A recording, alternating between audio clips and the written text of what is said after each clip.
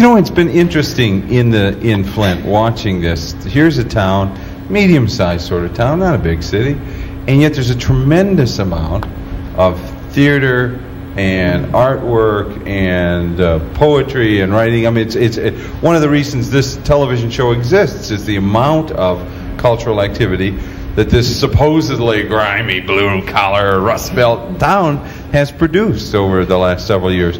Anyone have any particular theory as to why this is happening? I do. Okay, hold on a second. We're going to camera crew adjust. We're going to the back here. Richard Mock, right? Okay.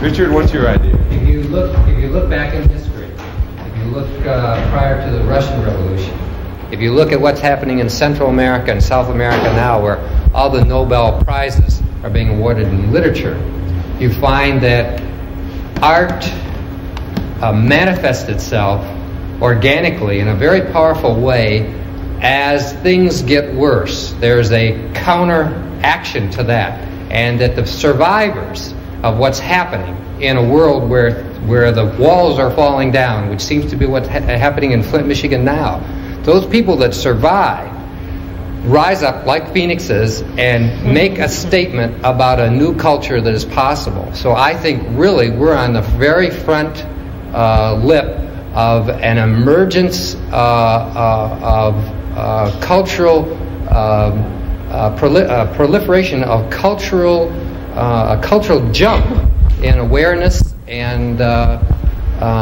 understanding of what a new world can be about. And I think all the people in here are part of that. So instead of an art which is perhaps elegant and refined, what you have is a vital art that's created out of reality and maybe has a lot of flesh and blood on it. It points directly at what's happening here. It's real, and it is a harbinger for what is happening and will happen in other places, I believe, in this country. So we're really not behind as we would be cast by the avant-garde on the coast. We're really right in the middle of it. We're forced and compelled to live with it, and we either make something out of it or we fall back in the shadows. And I think the people on this cast and others out on the street are trying to make something of their life here in this kind of environment. We're going to break for a message in just a minute, but and then we're going to come back and we're going to deal with this, because I think this is a very interesting topic, and I want to get people's reaction. I know Joe Matuzik, I think, mentioned this. He's one of our local poets, that he thought that a lot of times in the art communities on the coast that are very well established, that art draws its inspiration from art. In other words, artists feed off of each other, and out here in the Midwest, or in a town like Flint, that maybe daily life confronts you so much that you draw your art from reality. Let me see. We looking over Susan Holm, right? Oh, Suzanne, excuse me. You look like you had a thought you wanted to share.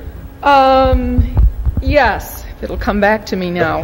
Having messed up your name, that's always good. Saying something about art drawing itself from reality. To borrow a phrase, or actually it's the title of a book by Harold Kloorman, who has been a very prominent director in New York City and a critic.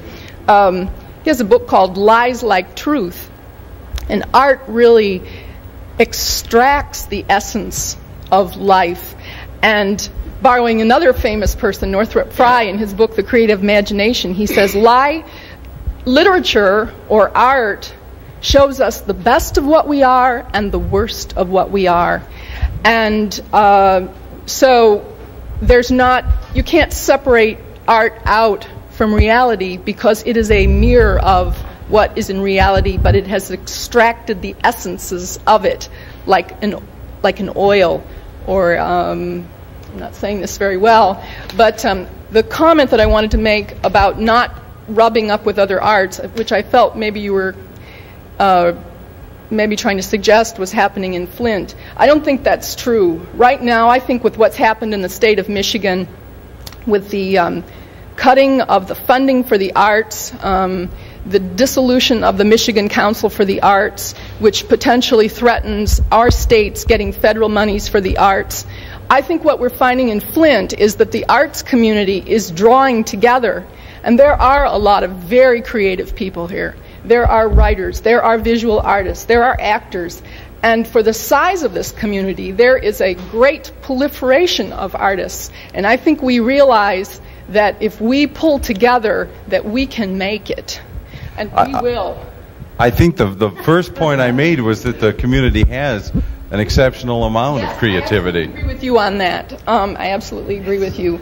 And you mentioned Joe Matuzik, who is the director of this gallery, and he has recently framed a letter to the Buckham Alley Theater, which is just down the block, and has said, let's sit down and talk about how we can work together.